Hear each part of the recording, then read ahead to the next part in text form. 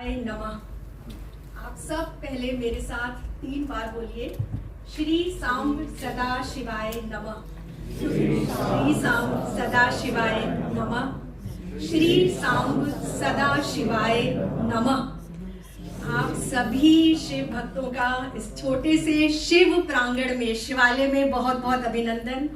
आप सभी आज यहाँ पर शिव चर्चा में शामिल होने के लिए आए हैं। ये बहुत शुभ बात है, बहुत खुशी की बात है कि इतनी बारिश हो रही है मुंबई में, और मुंबई जैसे शहर में माँ मुंबा देवी के इस शहर में भगवान शिव की चर्चा आज होने जा रही है। और देखिए, आने वाले 2 घंटे जो जब तक हम शिव चर्चा करेंगे, ये हमारा वेदा कुंबा मतलब वैदिक कुटुंब, हम सभी इस वैदिक परिवार का हिस्सा है। कितना सुंदर, कितनी जागृत हमारा प्रेक्षागृह है आज अगर हम बात करें तो, क्योंकि आप सभी वेदानुगामी हैं और आप सभी वेदानुगामियों को मेरा नमन, शत नमन। और आज आपका हृदय, देखिए हम सबके हृदय में महादेव विराजमान है, और आज जब तक हम शिव चर्चा करेंगे तब तक हम सबका हृदय एक शिवालय में परिणित हो जाना चाहिए, जहां पर केवल शिव चर्चा, शिव आराधना, शिव पूजा और शिव भक्ति होगी। आपके मन में ये सवाल आ रहा होगा कि शिव पूजा कैसे कर सकते हैं, यहाँ तो शिव जी शिवलिंग नहीं है, बेलपत्र नहीं है, गंगा जल नहीं है और भोग अर्पित करने को नहीं है। तो आज देखिए मैं बताऊं, आज हम उनकी वांगमयी आराधना करेंगे। श्रीमद् भागवत में हमारे लाडले ब्रजनंदन श्री कृष्ण ने कहा है ना कि भगवत गीता मेरा वांगमय स्वरूप है, और आज भी देखिए अर्चावतार हम करते हैं, भगवान की वांगमय आराधना करते हैं। तो आज की जो ये हमारी सेवा है महादेव के चरणों में, वो वांगमय पूजा है। अपने शब्दों के द्वारा, अपने अर्थों के द्वारा, अपने भावों में पिरोकर अपने शब्दों को आज हम जो पुष्पमाला बना रहे हैं वो महादेव के चरणों में अर्पित करेंगे। तो इसीलिए हमने सबसे पहले हाजिरी लगाई महादेव के चरणों में, श्री सांब शिवाय नमः। देखिए, श्री सांब शिवाय नमः इतना पावरफुल, इतना प्रभावशाली मंत्र क्यों है? क्योंकि जब हम शिव पुराण खोलते हैं, सबसे पहला पेज, अगर आप ये देखिए, शिव पुराण है मेरे पास, अगर हम सबसे पहला पृष्ठ इसमें खोलेंगे ना, तो जो पहला मंत्र है वो श्री सांब शिवाय नमः है। कितना प्रभावशाली मंत्र है। जब और इस कलयुग में अगर हमें भगवान शिव और माँ पार्वती दोनों की ब्लेसिंग्स, दोनों का आशीर्वाद चाहिए, तो सा अम्ब, शिव के साथ अम्बा माँ पार्वती, ये मंत्र मुझे बहुत पसंद है। और आज मैं इस मंच से आप सभी को ये मंत्र बता रही हूँ, और अगला सेशन हमारा जब होगा तब तक अगर आप इस मंत्र का जाप करते हैं, जब भी हमारी दोबारा मुलाकात होगी, तो आप देखिएगा आपके जीवन में कितना बड़ा परिवर्तन आएगा। बहुत बड़ा परिवर्तन, बहुत बहुत प्रभावशाली मंत्र है ये सांब शिवाय नमः। और महाशिव पुराण की बात मैं हमेशा कहती हूँ, आपने कई चैनल के माध्यम से भी मुझसे, अगर आपने मुझे सुना होगा, अगर देखते हैं मेरा सोशल मीडिया, इंस्टा, तो मैं शिव पुराण की बात करती हूँ। शिव पुराण देखिए सिर्फ एक ग्रंथ नहीं है, एक धार्मिक ग्रंथ की तरह अगर हम सोचे तो नहीं, ये शिव साक्ष्य है, शिव प्रमाण। जब भी हम शिव की कथा करते हैं ना, तो हम किसका उदाहरण देते हैं? शिव पुराण का, कि देखो महाशिव पुराण में ऐसा लिखा हुआ है, और उसको सत्य मानते भी हैं, हृदय से स्वीकार करते हैं कि महाशिव पुराण में अगर लिख गई ये बात तो ये सच है, सत्य है। तो वहीं से ये मंत्र भी लिया गया है महाशिव पुराण का। और दूसरा देखिए, वेदा कुंबा की भी मैंने बात की कि हमारा ये वैदिक कुटुंब। दूसरा आज का कार्यक्रम द रिदम ऑफ शिवा।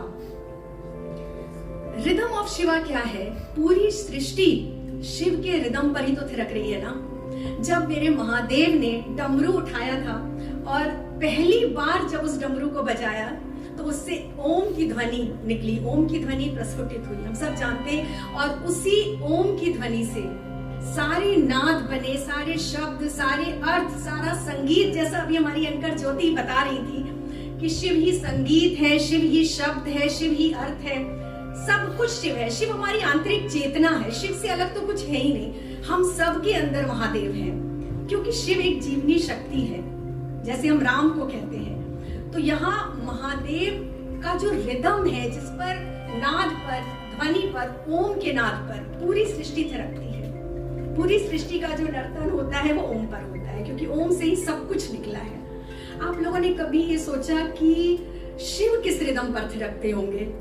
हम सब तो महादेव के रिदम पर थिरकते हैं, हमारा हृदय धड़कता है कि महादेव ओम नमः शिवाय पर, लेकिन भगवान शिव का कौन सा रिदम है, कौन सी लय है, कौन सा ताल है? आप में से किसी को पता है तो आप बताइए, क्योंकि देखिए ये शिव चर्चा है, आप सब इसमें शामिल हैं, कोई सत्संग नहीं है, कोई कथा नहीं है, आप सबको मेरे साथ शिव की चर्चा करनी है, शिव के बारे में जानना है और आज उनको रिझा कर ही यहाँ से उठना है। एक बार उनकी दृष्टि हम पर पड़नी चाहिए, क्योंकि हम इतने बारिश में, आप लोग कितनी दूर दूर से आए हो यहाँ पर, ठीक है, तो महादेव की दृष्टि न पड़े तो क्या फायदा। इंद्रदेव भी आप देखिए उनकी स्वीकृति है ना, इंद्रदेव की कृपा बरस रही है और बड़ा शुभ होता है ना जब बारिश होती है और किसी ऐसे आध्यात्मिक कार्यक्रम के पास बारिश होने लगे, तो आप सोचिए उन पर कृपा है। तो आप बताइए कौन बताएगा कि भगवान शिव का हृदय किस रिदम पर धड़कता है, किस लय पर धड़कता है? 24 घंटे उनकी जीवा पर किसका नाम रहता है? आप बता सकते हैं। देखो अब तो मैंने यस बिल्कुल करेक्ट, राम। शिव का जो रिदम है वो है राम, है ना, रा और माँ। शिव का हृदय 24 घंटे राम नाम का गुंजार करता रहता है। और देखिए काशी में आप लोग सबको पता है कि काशी में मृत्यु मोक्षदायिनी होती है। क्यों होती है, किसी को पता है?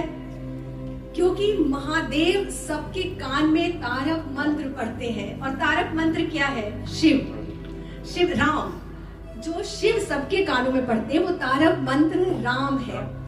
तो राम की पूजा करके, राम नाम का जाप करके, उनके आदर्शों पर चलकर ही हम महादेव की कृपा प्राप्त कर सकते हैं। बिना राम के तो शिव मिल ही नहीं सकते और बिना शिव के राम भी नहीं मिलते। रामचरितमानस में श्री राम ने स्वयं ही कहा है, शिव द्रोही मम दास कहावा, सो नर मोही सब में भावा। तो शिव की कृपा चाहिए तो राम को भजिए और राम की कृपा चाहिए तो शिव को भजिए। एक और बहुत बड़ा प्रश्न, एक ज्योतिषी होने के नाते अक्सर देखिए बहुत सारे लोगों से मिलना जुलना होता है मेरा, बहुत हजारों लोग से आज मिल चुके हैं, बड़ी कृपा है भगवान की। लोग मेरे पास आते हैं, बोलते हैं हम तो बहुत बड़े शिव भक्त हैं मैम, हम महाकाल हर महीने जाते हैं, हम विश्वनाथ जी जाते हैं, हम केदारनाथ महीने में एक बार तो केदारनाथ जाते ही जाते हैं, ठीक है। तो मैं उनको कभी कभी वो कहते हैं आप कोई मंत्र बताइए या कुछ ऐसा बताइए क्या जपूं, तो कभी मैं उनको राम रक्षा स्तोत्र या कभी राम बोलती हूँ तो वो कहते हैं नहीं राम तो हम राम को तो नहीं मानते हैं, ठीक है ना, हम कृष्ण को नहीं मानते हैं। तो देखिए कितनी बड़ी विडंबना है ना कि राम से आप अलग होकर कैसे शिव की प्राप्ति कर सकते हैं। हरिहर में भेद, मैं उनको यही बोलती हूँ कि सबसे बड़ा अगर कोई नाम अपराध हम करते हैं, कोई पूजा अपराध करते हैं, अगर हमारी भक्ति में कोई त्रुटि होती है ना, तो वो है हम हरिहर में जब भेद करने लगते हैं। हरिहर में कोई भेद नहीं है। जो असली शिव भक्त हैं, जो सच में शिव को मानते हैं, उनको ये बात पता है कि कृष्ण और राम में या विष्णु और शिव में कोई भेद नहीं है, सब एक है। और देखिए मुझे अभी बात करते करते उज्जैन का जैसा लग रहा है और अनुभूति भी हो रही है कि यहाँ पे भगवान शंकर अपने कैलाश पर्वत को छोड़ करके श्रावण महीने में पृथ्वी का भ्रमण करने के लिए तो आते ही हैं।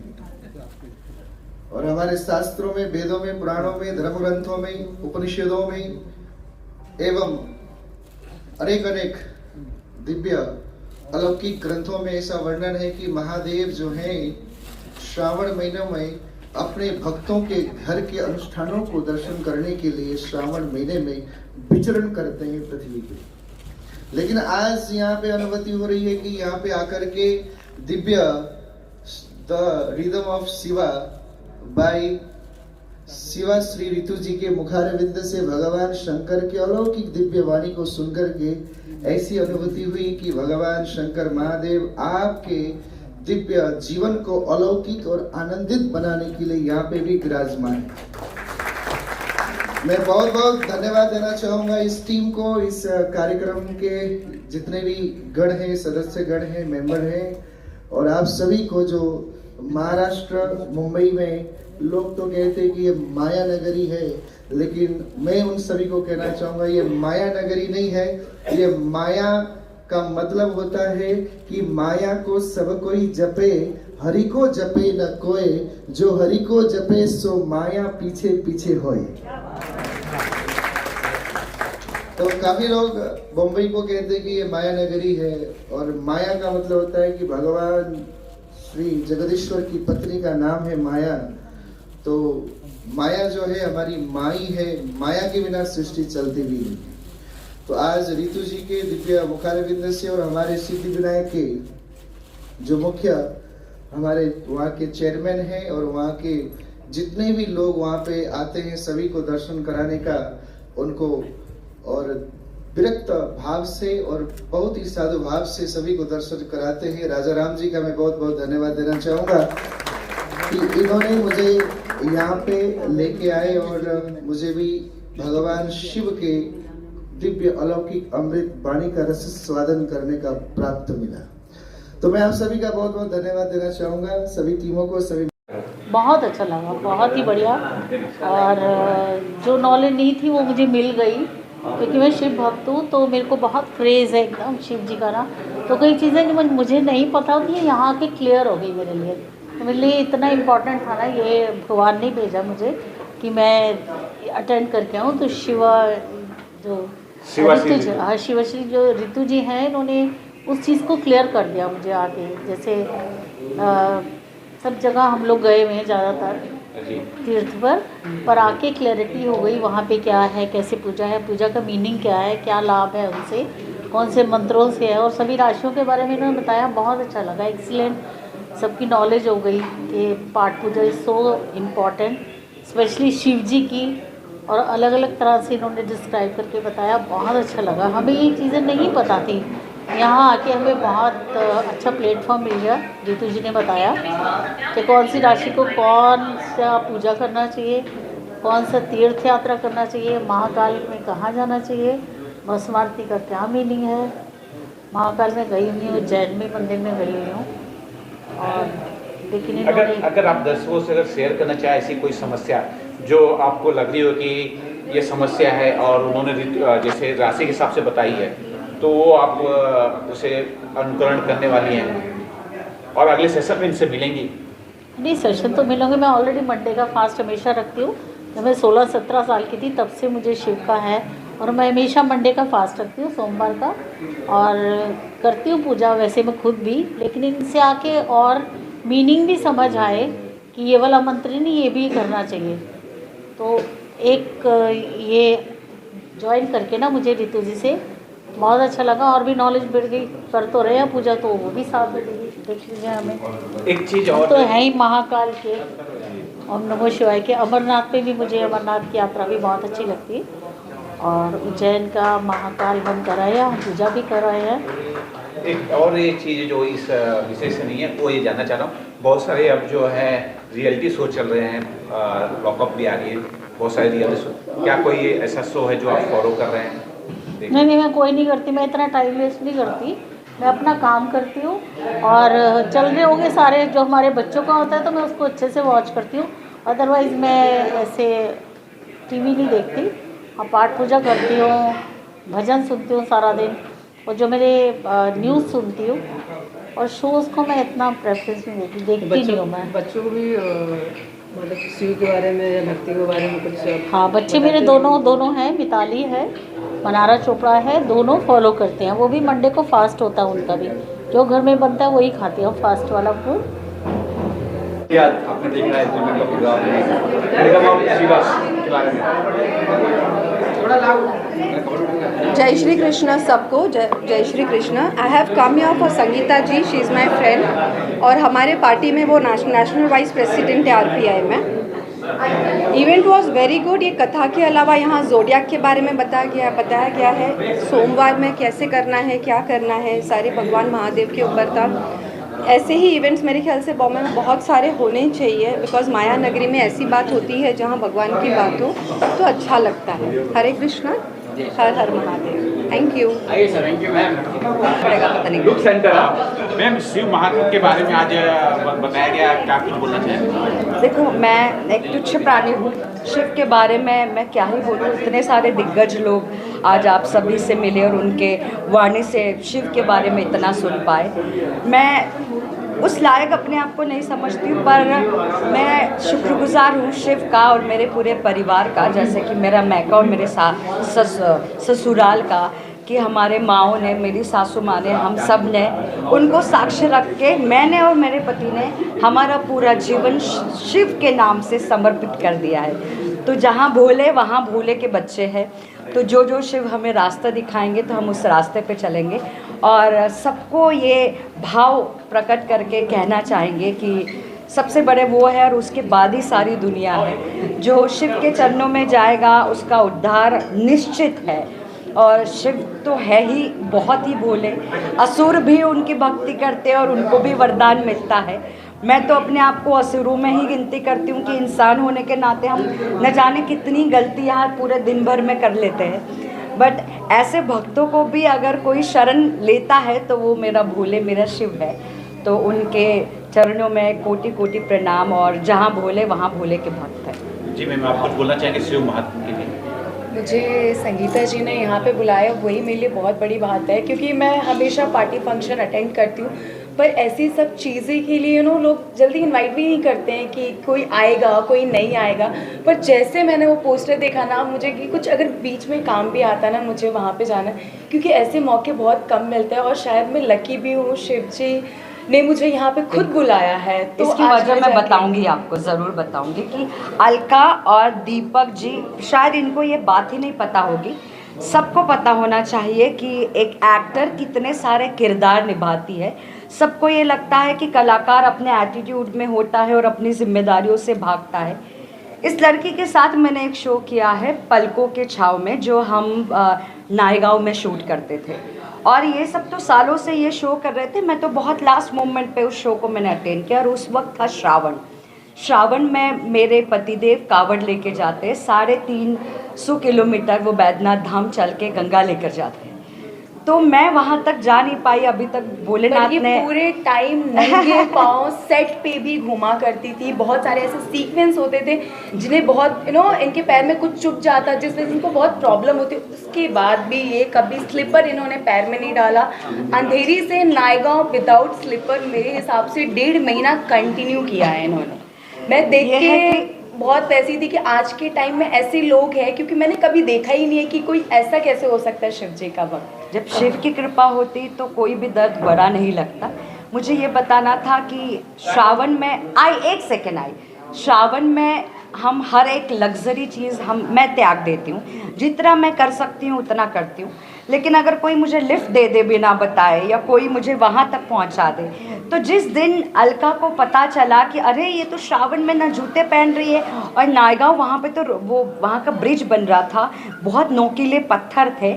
इस लड़की ने अपनी शूटिंग नहीं होने के बावजूद भी शी वॉज मेक श्योर कि मेरा कॉल टाइम क्या है, मेरा आउट टाइम क्या है। आपको शायद बताया कि नहीं, पता नहीं, घर जाके पूछना, डांटना मत। ये अपना ड्राइवर लेके मुझे पिकअप करके मुझे घर तक छोड़ती थी। इसने ये पर्सनल जिम्मेदारी ली थी। अब बताओ भोलेनाथ के बच्चों को कैसे कोई पैदल चलने दे सकता है, जहाँ पे इस तरीके के लोग अगर आपका साथ देने आए तो। 2 मिनट में आप लोग अपना बाइक दो प्लीज। इनसे बहुत सारे ज्योतिष के जरिए जो आपकी समस्या है उसे भी दूर किया जाता है। अगर आप कुछ सवाल पूछना चाह रहे होंगे, या दिल में सवाल है जो समस्या है। नहीं, मेरा ऐसा कुछ नहीं है। मेरे को ऐसा है कि भगवान ने जो लिखा होगा सब सही लिखा होगा। मैं इन सब चीज़ों में बहुत कम मानता हूँ, मतलब दिल में रखता अपने, इतना ये सब नहीं कि कोई मेरा प्रॉब्लम सॉल्व कर दे, या एस्ट्रोलॉजी ये सब पे नहीं। तो शिव जी का जो प्रवचन हुआ आपको कैसा लगा? वो बहुत अच्छा लगा, मतलब मैंने फर्स्ट टाइम सुना और वो काफ़ी ये था, अट्रैक्टिव था। जी मैम, आपकी कोई अगर समस्या और जो एस्ट्रोलॉजी के जरिए सॉल्व करने की आपने इच्छा रखा, कोई सवाल होगा, ऐसा सवाल आप बता सकते हैं? नहीं, मुझे एक डायरी भी मिला कि आप उसमें कोई भी सवाल लिख के दीजिए, वो सॉल्व करेंगी। पर मेरा मानना है कि अपना कर्मा अच्छा रखो आप। अगर आपका कर्मा अच्छा है, आपकी नियति अच्छी है, आपके साथ जो लोग रहते हैं आप उनके साथ अच्छे से रहते हो, उनको कोई ठेस नहीं पहुंचाते हो, वही भगवान जी देखते हैं और आपके ज़िंदगी में अच्छी अच्छी चीज़ें करते हैं। अगर कुछ आपके आने वाले प्रोजेक्ट होंगे तो दर्शक बहुत सारी चीज़ें हैं लाइनअप में, बहुत जल्द आएंगे, आपको देखने को भी मिलेगा। बहुत बहुत शुक्रिया, थैंक यू। शिव महात्मा का सेशन था, आपने सुना होगा, कैसा लगा? बहुत खूबसूरत, मतलब रोज़मर्रा की ज़िंदगी में जो है आपको ऐसे कम मौके मिलते हैं कि जहाँ पर आप जो हैं वो ऐसे प्रोग्राम का हिस्सा बने। और मुझे बेहद खुशी है कि मुझे गौरव और संगीता ने जो है निमंत्रण दिया और मैं इसका हिस्सा बन सका। और शिव की तो क्या ही बात करें ना, कितना खूबसूरत वर्णन उन्होंने जो है शिव कथा का और शिव पुराण का किया है। तो मैं तो गदगद हो गया हूँ। मतलब ये समझिए कि आशीर्वाद मिल गया है महादेव का, यही कह सकता हूँ। एक चीज़ और हुआ है, उन्होंने जो है अलग अलग जो राशि वाले लोग हैं जी उनके जीवन में समस्या आती है, उस समस्याओं को किस तरह निवारण हो उस बारे में भी बताया है। अगर आप अपनी राशि बताएं। जी, मेरी तो कन्या राशि है और मैं बड़ा गौर से और ध्यान से सुन रहा था उनको कि उन्होंने कहा कि मल्लिका अर्जुन कन्या राशि वालों को जाना चाहिए। तो मेरी कोशिश रहेगी, साउथ में है आंध्र प्रदेश में, तो मेरी कोशिश रहेगी कि मैं जाऊं और महादेव के माँ पार्वती के दर्शन करके आऊं। ये है। बाकी राशियों के बारे में भी बड़ा विस्तार पूर्वक बताया है, तो बड़ा अच्छा लगा। बड़ा अच्छा एक नया थॉट था उनके पीछे। बहुत अच्छा, बहुत इंटरेस्टिंग। बहुत शुक्रिया, धन्यवाद। वो जो भी शिव भक्त होगा वो यहाँ तक पहुँच पाएगा, क्योंकि इन तक पहुँचना मतलब शिव की कृपा होगी तभी वो इन तक पहुँच पाएगा, ये भी है। तो काफ़ी अच्छा है और उत्साहित तो मैं ये देखकर इनको, मैंने अभी ऊपर से मैं देख रही थी इनका प्रोग्राम, मैं गलती से ऊपर पहुँच गई थी, प्ले देखने आई थी, बट रियली बहुत अच्छा है। जो भी शिव की भक्ति का प्रचार करते हैं शिव, क्योंकि शिव इतने सत्य है ना, आप जो भी मांगोगे इतने बोले हैं कि सब कुछ दे देते हैं वो। तो उसके लिए गाइडेंस जो ये मैम देती है और भी अच्छा हो जाता है कि गाइडेंस से इंसान को एक रास्ता जो लंबा होता है वो छोटे टाइम में आपको पार हो जाता है, ऐसा। Thank you. और बताइए, और कुछ पूछना हो? थोड़ा लाउड। हाँ ठीक है। ऋतु जी, काफ़ी मतलब अद्भुत कार्यक्रम था ये। क्या कुछ कई कार्यक्रम के बारे में कैसा रिस्पॉन्स मिला? बारिश में भी देख रहा हूँ, पूरा भरा था हॉल। तो देखिए, शिव जी की कृपा यहाँ पे माया नगरी में, लोग कहते हैं ना कि यहाँ माया नगरी है, लेकिन यहाँ तो मुझे लगा कि शिव नगरी है। और मैं एकदम शिव नगरी में, शिव भक्तों के साथ, शिव प्रांगण में, आप लोग ये समझिए कि ये 2 घंटे के लिए ये जो परिसर है वेदा कुंभा, ये बिल्कुल एक तरह से शिवालय बन गया था। और यहाँ सबने इतने प्रेम से जो कुछ शिव ज्ञान, जो मैंने थोड़ा बहुत जो मुझे ज्ञान है वो हमने आज वार्ता की, चर्चा की शिव जी की, और बहुत बहुत अद्भुत अविस्मरणीय एक्सपीरियंस रहा, अनुभव रहा। बहुत सबने पसंद भी किया और मुझे भी बहुत अच्छा लगा, क्योंकि देखिए शिव का नाम या ईश्वर का नाम कोई बिना उनके आदेश के नहीं ले सकता। तो ये उनका आदेश था, उनके द्वारा निश्चित दिन था कि 5 जुलाई को आज पंचमी के दिन और हम शिव कथा का आरंभ करेंगे।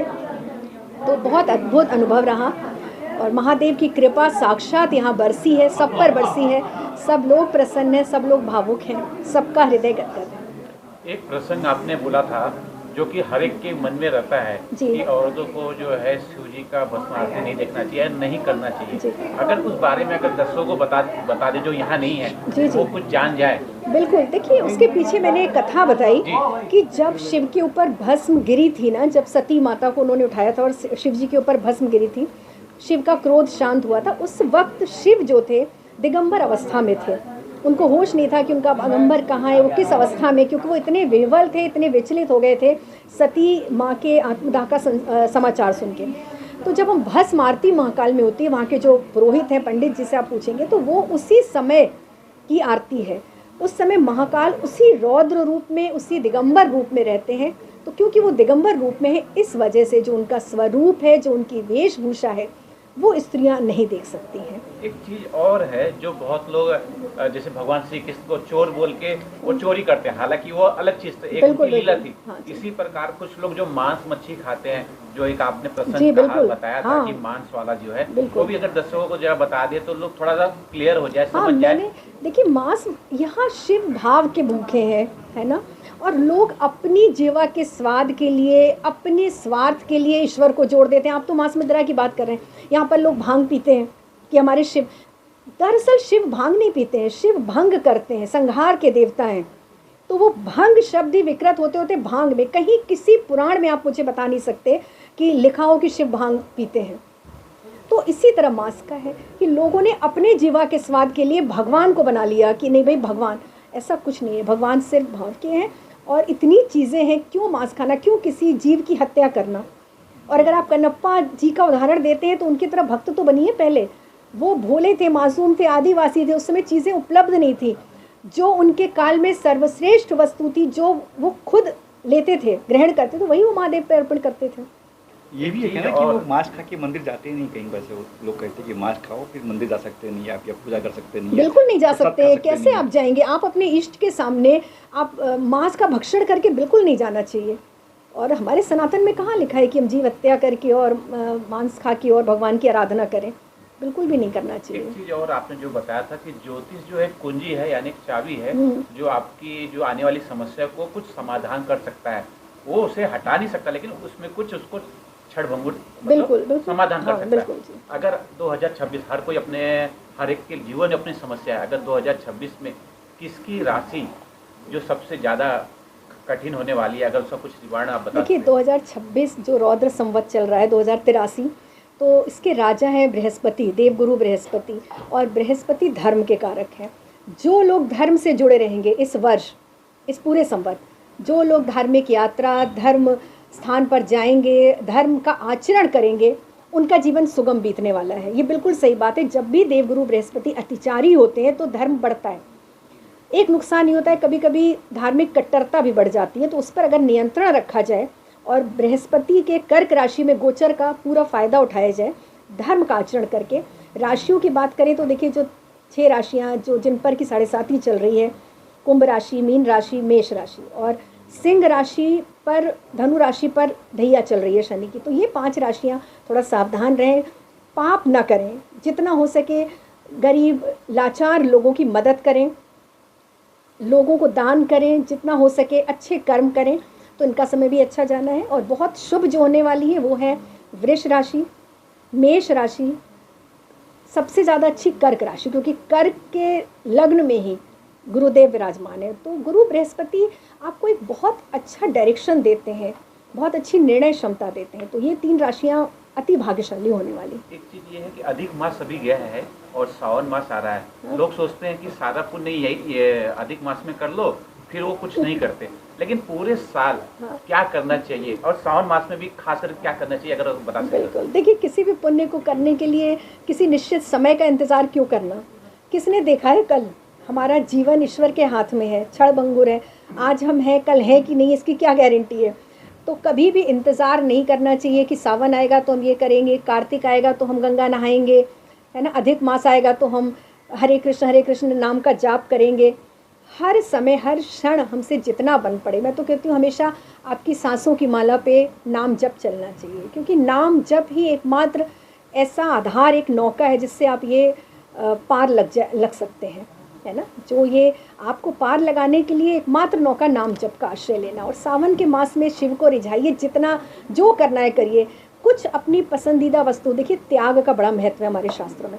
जब हम कुछ त्याग करते हैं उसका ईश्वर हमें कई गुना फल देते हैं। तो हो सके तो अपनी पसंदीदा वस्तु खाने की हो, कुछ लोग चप्पल पहनना छोड़ देते हैं, कुछ लोग खाने में अगर चावल पसंद है वो छोड़ देते हैं।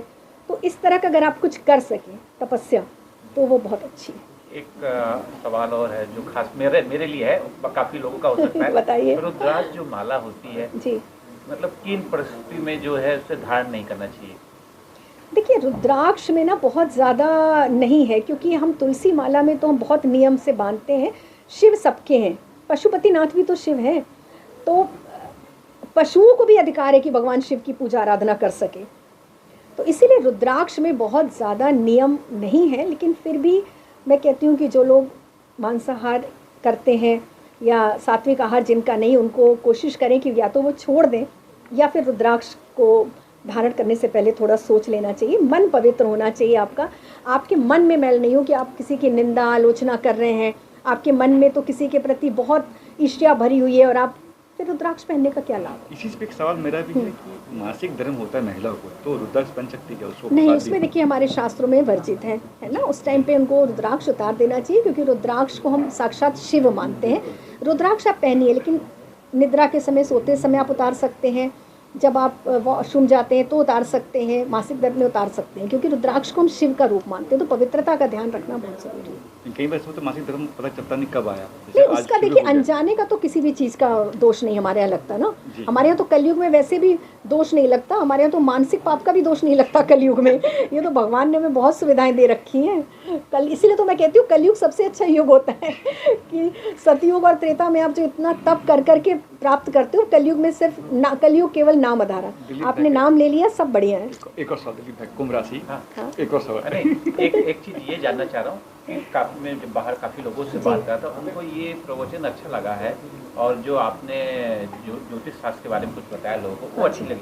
अगर और लोग जो सुन रहे हैं उन्हें आपसे बात करना है, मिलना है या कुछ समस्या उनको बतानी है तो किस तरह बताएंगे? अगर देखिए तो पूरी टीम है और मैं सोशल मीडिया पे हूँ, टीवी चैनल पे हूँ। आप बस उठाइए सोशल मीडिया, टाइप कीजिए और वहाँ आपको मिल जाएंगे नंबर, जो मेरे मैनेजर्स के नंबर हैं, जो मेरे ऑफिस के नंबर हैं, तो वो सारे उपलब्ध हैं सोशल मीडिया पे। तो आप उस नंबर पे कांटेक्ट कर सकते हैं आराम से, ठीक है ना। इंस्टा पे, मेरे इंस्टा पे, यूट्यूब पे, फेसबुक पे, किसी पे भी कर सकते हैं। इस तरह का प्रोग्राम फिर होने वाला है मुंबई में, प्लान कुछ? बिल्कुल 12 तारीख को फिर होने वाला है। आज बहुत लोग निराश हो गए ना, उनका प्रश्न नहीं ले पाए, तो 12 तारीख को उनके प्रश्न सबसे पहले लिए जाएंगे। Thank you. आइए अब